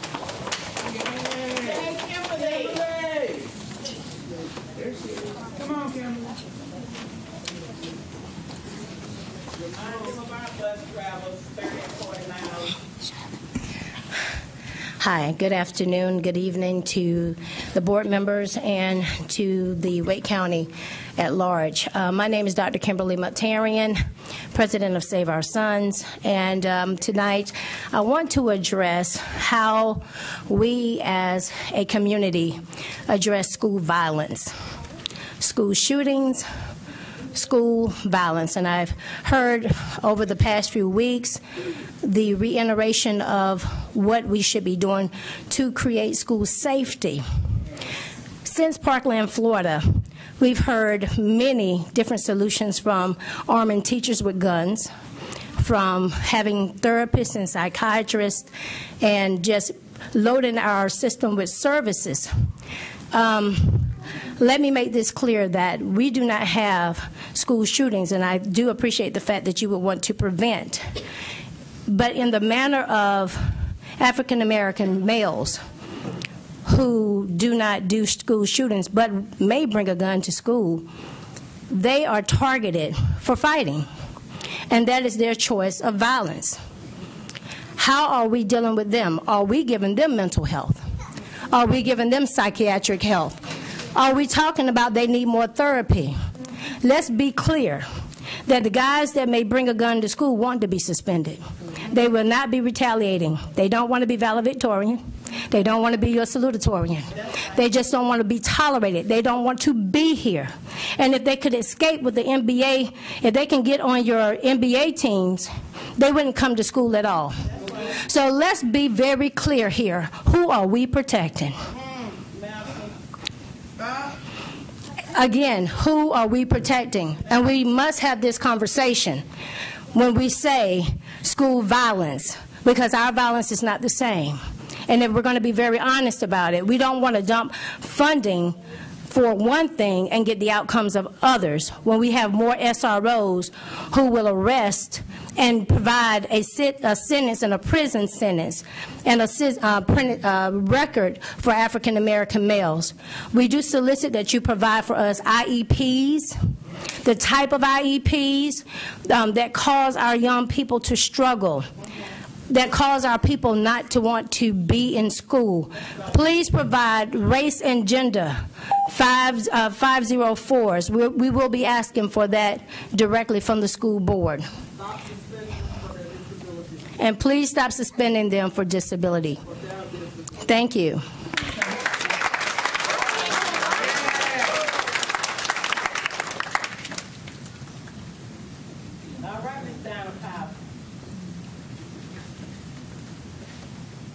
Good evening. Good evening. Hi, my name is Diana Powell. I'm the Executive Director of Justice Serve in North Carolina. I also sit on the Capital Area Reentry Council.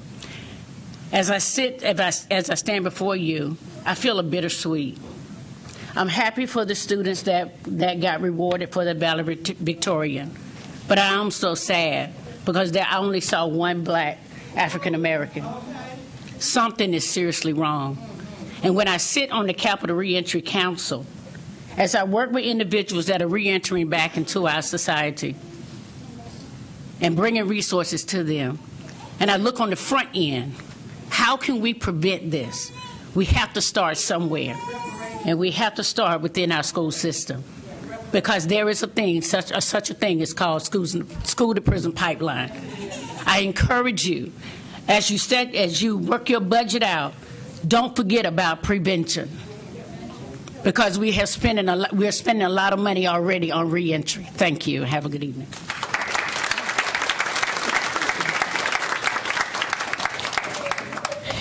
Elaine McGilvery, followed by Katrina Bernoff.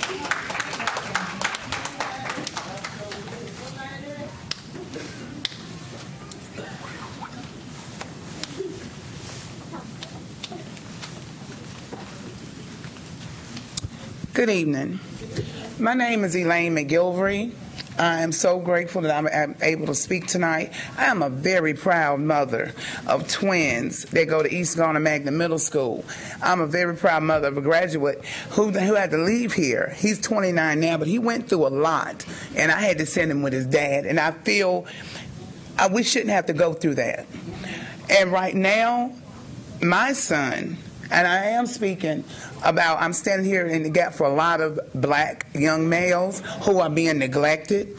I am the mother who stood up for her black young male who was told he would never succeed when he was in the 4th grade. He would never be able to go to a regular class setting. But I fight for him daily. I fought for him to have an AIP, IEP, and a BIP. He's an A student now. He's on honor roll now, but he's still fighting.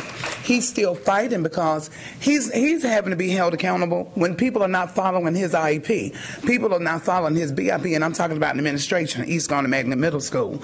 And I'm a mother who's going to, I know there's mad, but I'm a man because I'm a mother against neglect, and you will not neglect my son. Excuse me, I'm sorry to interrupt. Excuse me one second. I'm Jonathan Blumberg. I'm the school board attorney. I'm so sorry to interrupt. I just wanted, individual confidential student matters are not permissible during public comments. So I just wanted to make sure you were aware of that. Okay, but I didn't say a name. I'm speaking for a lot of, I'm speaking from experience and dealing with a lot of other parents, and I'm observing a lot. And I've seen a lot of observation that these IEPs and BIPs are not followed. And therefore, our kids are not getting the proper training. They're not getting the proper, they're being labeled. They're being thrown out because they don't want to be dealt with. And I don't think it's fair. They're being held accountable for something they're not doing. Why come the administration can't be held accountable? Why can't they be held accountable for not following the IEP, not following the BIP, not giving these young men a chance to voice their, this is not what's going on. You're going by hearsay, but not what you're seeing and not what they're doing. And I don't think they have the right opportunity that others have. And I'm going to be that mother to fight. And I'm going to grab other mothers to fight the right way. Because we deserve just as much as any other student in Wake County. Our black young men deserve just as much as any other student in Wake County because they deserve an opportunity. If I hadn't been there to fight for mine, I don't know where he would be. But other people, I had to get educated. Education is power. I had to go to meetings like this and let people know that my voice will be heard. And his twin sister's right behind him. I know this is not personal, but I need you, please, I'm speaking to each one of you, please look into these matters with the IEP, with the BIP, with the BIP plans, with our kids getting thrown out of schools without someone seeing what they're being penalized for their disability. And people are overlooking that they have one, and they really do. And I just want you to please look into that. I'm asking you as a mom, as an educator, as a woman, a man. Thank you.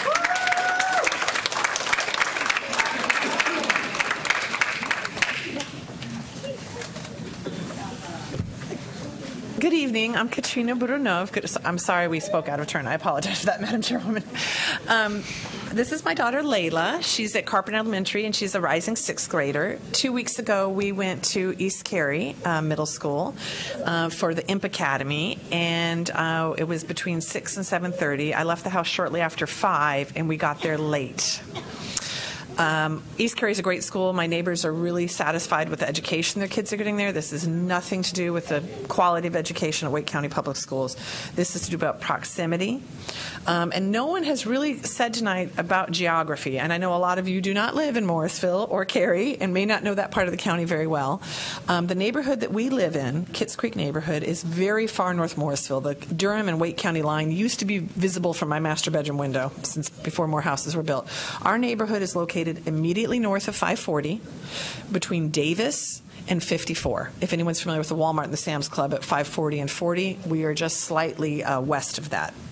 Alston Ridge Middle School, which will open in fall of 2019, is being built behind Alston Ridge Elementary School, which is located where Kit Creek Road dead ends about a block west of Highway 55, which is about 2 blocks north of 540, where 55 and 540 meet. 2.5 miles from our neighborhood. There is a paved bike path that runs from our neighborhood, where our sidewalk ends, across 147, across Davis, through the Cisco campus and the NetApp campus, across 55, all the way to Alston Ridge Elementary School. Fifth graders can ride their bikes from our neighborhood to Alston Ridge Elementary School. Middle schoolers could certainly do that and would not have to get up at 5 a.m. in the morning, as Yasmin said. The bus comes at 6:15 in the morning for the kids. The kids get home at 3:15. School ends at 2. I would also like to point out I was a longtime resident of Cary. I voted for the bond in 2012, 2013, the $800 million bond to build 19 more schools and repair 17 other schools. I voted for that bond, and I went around my neighborhood as a neighbor to encourage my neighbors to vote for that bond, not for a political party, for nothing, just as a concerned resident of the town of Cary and as a mom. When I moved to Morrisville 4 years ago, I went into Laurel Park Elementary, which is located in Apex, near Southwest Cary Parkway and Old Apex Road, to transfer my daughter after first grade. And I was told that my two options, which I thought would be Alston Ridge, Elementary, and Cedar Fork, were capped, and that my options were Carpenter for year-round and Weatherstone for traditional. I moved a 25-minute drive from my old neighborhood in Cary to Morrisville. Weatherstone was the traditional option for my neighborhood in Cary at Old Apex and Southwest Cary. It is the traditional option, one of the traditional options for Kitts Creek. We have 6 elementary schools serving our neighborhood of 800 houses: Green Hope, Carpenter, Cedar Fork, Morrisville, Weatherstone, and one more. I'm missing one. So I would please encourage you to think about reassigning our neighborhood to different base schools that are much closer to our neighborhood. Thank you.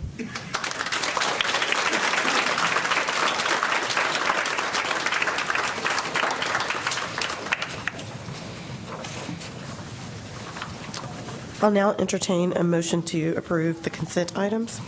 Madam Chair, I move approval of our consent items as listed. Second. We have a motion and a second. All in favor, please note by saying aye. Aye. Any opposed, same sign. The motion carries. We will now move to our action items. First, finance approval of the Board of Education's proposed budget for 18-19. Mr. David Nieder.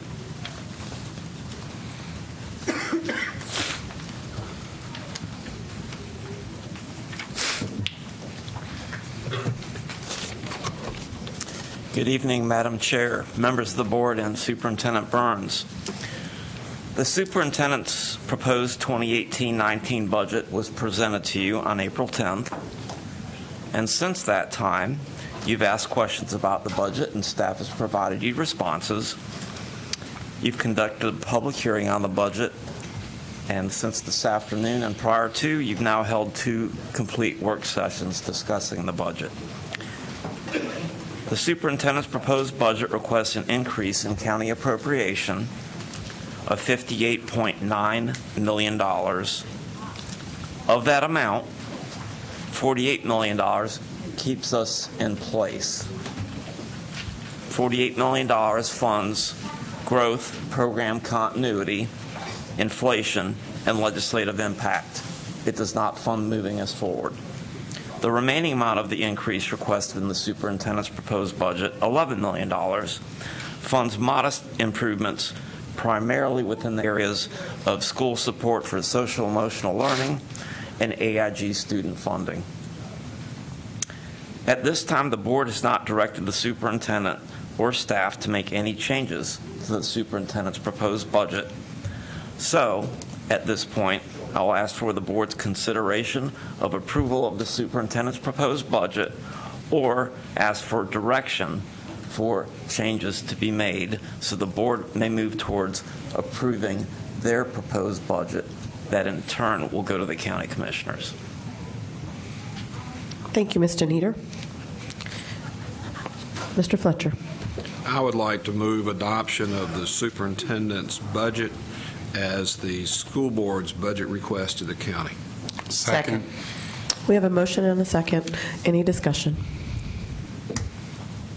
Ms. Mahaffey. I would just like to thank again the staffs looking at expanding our social and emotional programming to include counselors, social workers, and also looking at our transportation staff so that our bus drivers, which we are still searching for, and those who are currently with us no longer have to pay for their physical. Thank you. Ms. Hartstein. I'm encouraging my fellow board members to adopt this budget. I believe it's a budget that just begins the baby step towards the exemplary school system that we are trying to achieve. It is not what we need. It's just a beginning of what we need. And as a member of this board, I want us to provide the students and citizens of Wake County the very best, because it is not just the children that are sitting in our schools. It is also the benefit to all of our businesses in our community when we educate our children so that they can be the very best they can be, and hopefully a great majority of them will return, because this is a great place to be, and it's a great place to raise families and to have a great education. I also want to commend staff for hearing a plea that came from the board in terms of looking at how we are addressing our academically and intellectually gifted students. It's been my experience that we need to do more for these students.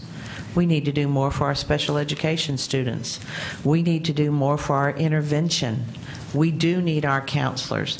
They are all needs for all of our students to be able to reach their real potential.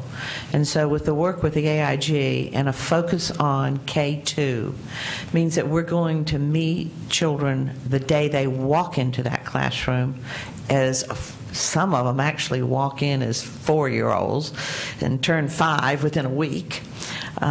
But they still need the challenge from the very beginning, because too many of our children are losing out and sitting in classrooms without the proper lessons to really challenge them, because they come in so well prepared.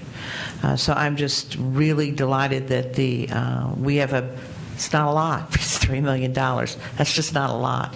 But it's a start, and it's a confidence in our system. So I'm encouraging my colleagues to let's adopt the superintendent's budget. Dr. Martin.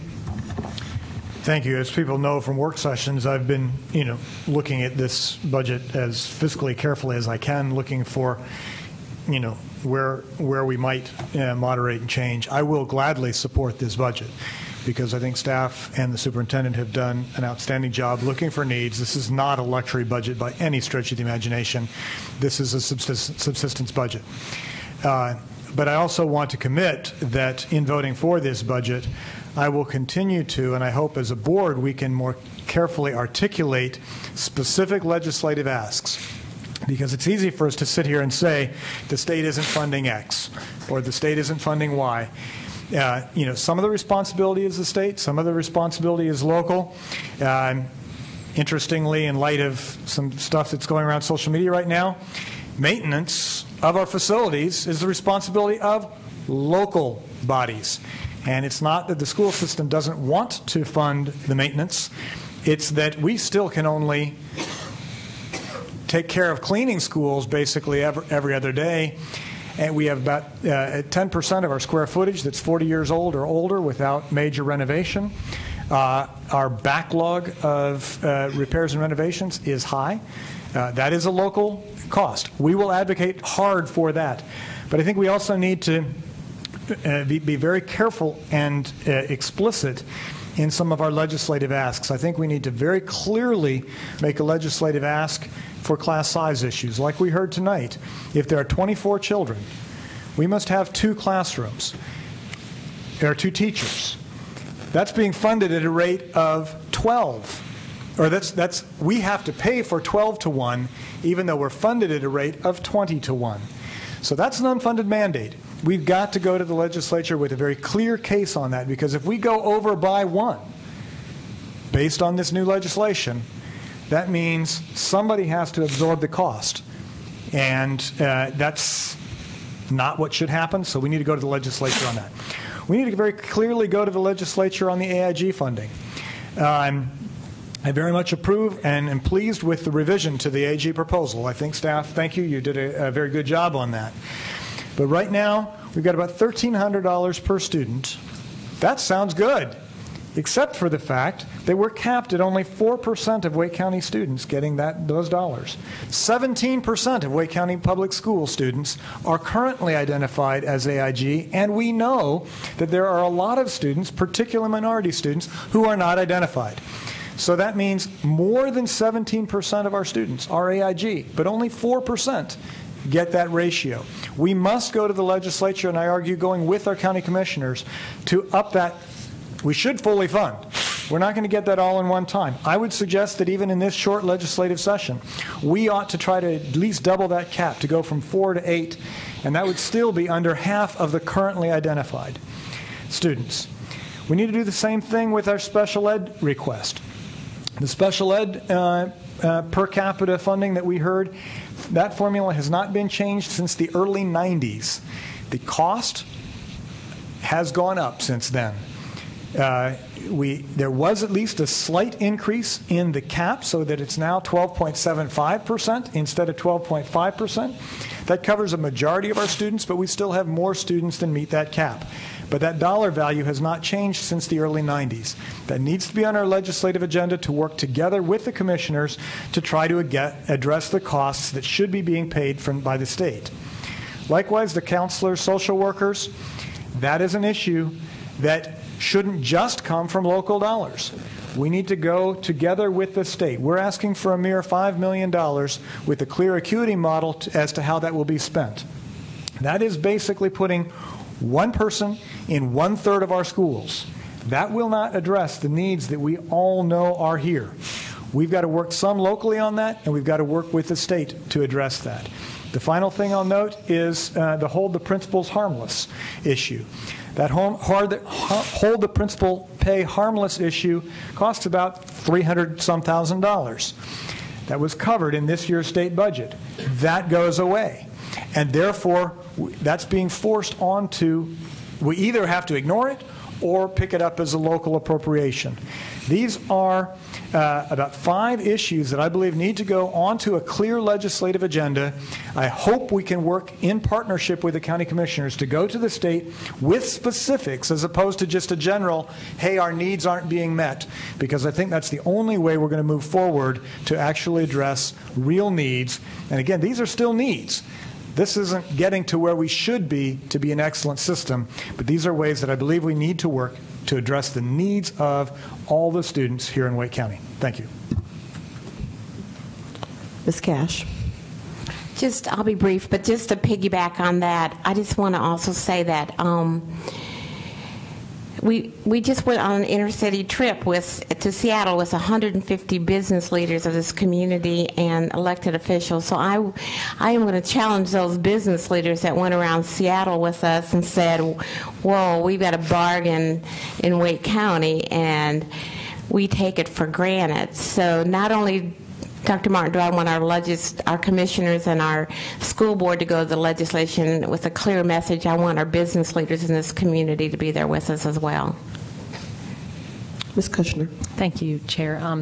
It's May 1st, and I'm thankful that we're going to support going forward with what the superintendent and staff believe are our needs at this time, because we're probably not going to get to having an interim budget till once it comes July 1st. We probably won't get a final budget till September or October, given what's going on with both our local and our state partners in building this budget. So I view this as our first step in doing our due diligence to outline specifically what our needs are. So I'm grateful to staff and the board for this vote tonight. Thank you. Mr. Fletcher. For those who go online and review the budget request and make decisions for yourself, there's a page missing from this year's budget, and that is things we wish we could do but aren't in the budget. And I will just recount a couple of them. Our music program has been cut and cut and cut over the past years in an effort to save classroom instruction. music is so important to particularly to young people. It's the reason my middle child went to school. Thank goodness he had it at first period, because that made the rest of his day tolerable. It's just important. Several on this board have raised the issue of foreign language across all grades. It's expected that foreign language is available in an excellent school district. It's not here until you get to specialized programs or to our high schools that may have 5 or 6 languages available. Facility maintenance has been talked about. We're at least $1 per square foot below what is recommended for space that we have. And middle school career technical education could be a lot better, exposing young people to opportunities to work with their hands, to do something different than perhaps only tapping on a keyboard. There are just so many things that we would like to do that would improve the outcomes for kids and ultimately improve the quality of life for our community and the outcomes, the attractiveness of our community to others. One of our former board members, Tom Oxholm, has done a significant analysis of budgets and ability to pay and what happens when an organization loses the funding necessary even to maintain status quo, which 80% of this budget request is that. They start going backwards. If you want to look at it yourself, go look at the school districts that are larger than us in metropolitan areas, and you will quickly see that the quality of instruction from top to bottom starts to slip backwards, and it's not recoverable. That's Tom's fear, is that by not pressing forward, we wind up at a point where restoking the boilers does not recover the excellence that we have today. So I'm very willing to step forward and support this budget, claim it as my own, as our own. I encourage the county commission to recognize that in the North Carolina taxing system, they are, in fact, the organization that goes to the community and says, our schools need the funding to support the excellence that you deserve. And I encourage them to do so. Okay. Dr. Martin. Well, and Mr. Fletcher, just to piggyback on a point you made in work session, I do believe that our vote for this budget basically says we are willing for the commissioners to say taxes are raised because of you. Sometimes I think we hear some people, you guys can just say give us the money and you're not held accountable. And am I misquoting you? I think you and I share the perspective. Absolutely. That our vote tonight. If we had a system where we had to stand for election based on setting a tax rate, I would approve this budget and stand for election and encourage people. I'd be glad to talk to people about why it's a proper investment for our community. Likewise. And I just want to, I believe that is what our vote tonight means. We will stand behind what it costs to make this happen. Thank you, everyone. I think we've heard loud and clear the impassioned way, both now and in work session, that we feel strongly in supporting our superintendent's budget. That will, once the vote happens, will be our budget. And I think, again, I'll say every year beating the same drum, that our goal is to not just put our money where our mouth is, I heard someone say this evening, but to also ensure that the things that we believe about putting students first is required for us to start with our budget. And I think we also heard from one of the speakers that this isn't exactly where we want to be thriving. And so while this seems an insurmountable amount of money to many people, I think it's important that you hear board members and their perspective and why we are standing beside this budget. And hopefully we'll be working with our county commissioners to talk about the importance of this budget, both on Jones Street but also to our community members. While it is indeed their responsibility, we're the ones that are carrying these hard priorities forward. And I think that you all have, whether it be today or last week, over the last couple of weeks, have made clear that this is important to us and this is a budget that puts our students first. And so with that said, I'll now call for the vote. All in favor, please note by saying aye. Aye. Any opposed, same sign. The ayes have it. The motion carries. Thank you, Mr. Nieder, and thank you again publicly to both Terry Kimsey and Mark Winters and yourself for all the work on this budget and all the staff who've contributed. Thank you. Thank you. Next, we have facilities, a resolution for CIP 2013 and continuous CIP appropriations. Good evening, Chair, board members. We have for you a resolution for CIP 2013 and the continuous CIP appropriation request. An appropriation is needed for the remaining funding for our East Wake Middle School, along with an appropriation of SNAP funds for the Infinity Center and the Middle Creek Transportation Center. The total appropriation request is $6,485,349. This appropriation is in accordance with your current approved CIP program. Board approval is requested. Mr. Fletcher. Chair of Facilities Committee, I'll move approval. Second. We have a motion and a second. Any discussion? Dr. Martin. So just a question. The Middle Creek Transportation Center being part of this right now, having pulled much from the agenda, can you clarify why that still is in the précis at this time? Obviously, there needs to be some ongoing planning, but I think we need to be careful in articulating what this is so that the community knows what's happening, that this is, we are doing the real assessment. It's not a foregone conclusion. Sure, I'd be happy to. This is just, again, appropriation of funding. It gets the funding over here. We still have to go to the Board of Commissioners also, well, once your resolution is approved. But the money will not be spent until a contract is approved, and that we would be bringing the contract for the transportation complex to you later after you've had an opportunity to review it. And this would be a contract for design. That is correct? Correct. Yeah. Any further discussion?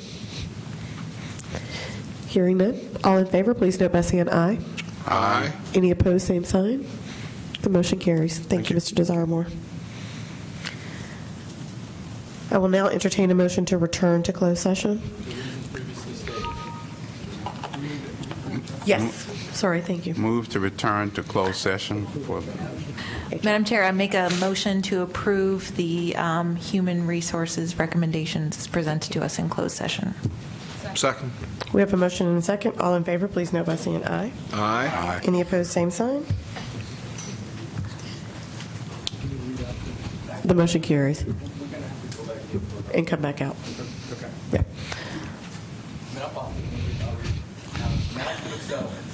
This is a report of settlement of the case of EF versus Wake County Board of Education, Wake County Superior Court 16 CBS 011306 in the amount of $12,000 in exchange for a complete release of any claims.